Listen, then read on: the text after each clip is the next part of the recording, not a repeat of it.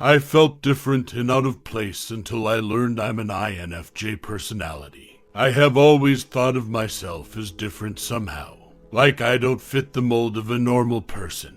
From a young age, I can remember whispered conversations in the background, adults talking about how worried they were about me and how I wasn't like other kids. I was too quiet. The truth was I didn't want to be like the other kids, not one bit. I liked to sit back and observe. I liked to be by myself. Unfortunately, no one quite understood this, and I often found myself being forced into uncomfortable situations. Go play with the other kids. Sleepovers are fun, and lunchtime is for going outside with your friends. All of the things I didn't want to do.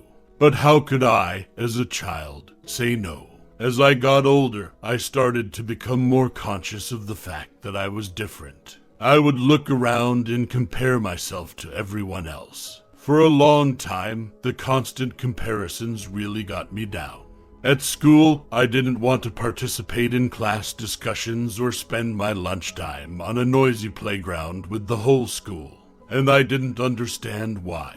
I started to believe I really was abnormal, and to make things worse, those whispered conversations got louder and louder. Teachers were concerned and other kids were unforgiving. I could now sense that people were treating me differently, like I was fragile and could shatter at any moment. I just wanted to be normal and for other people to believe I was normal too.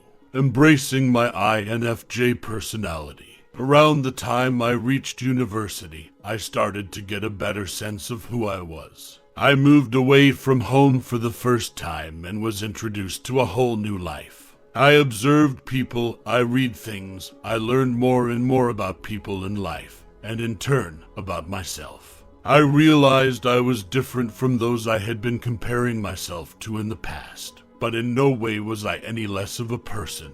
I was just me, an introvert and an INFJ personality type. The more I learned about my personality traits and myself, the happier I felt. I grew more comfortable in my own skin. I felt confident being myself, and I finally understood my need to be alone, something that I could never explain before. With this newfound confidence, I started to do things outside of my comfort zone.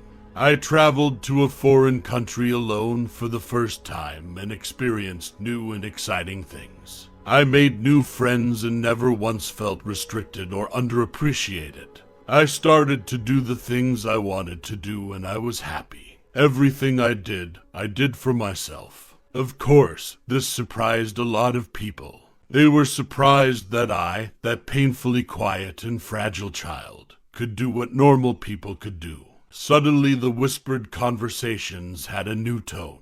I was impressing people with my actions and mindset. Were people beginning to change their minds about my capabilities? Was I finally being accepted for who I was in this constantly noisy world? And was this what I had wanted all along?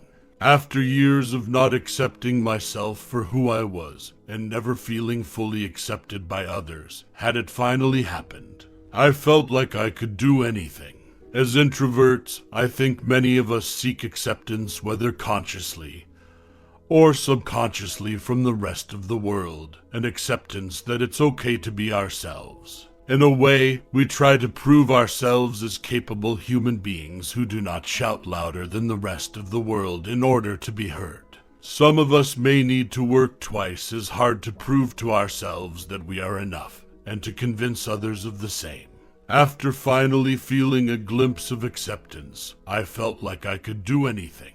My biggest anything to date happened almost 3 years ago when I made the decision to move solo to the other side of the world.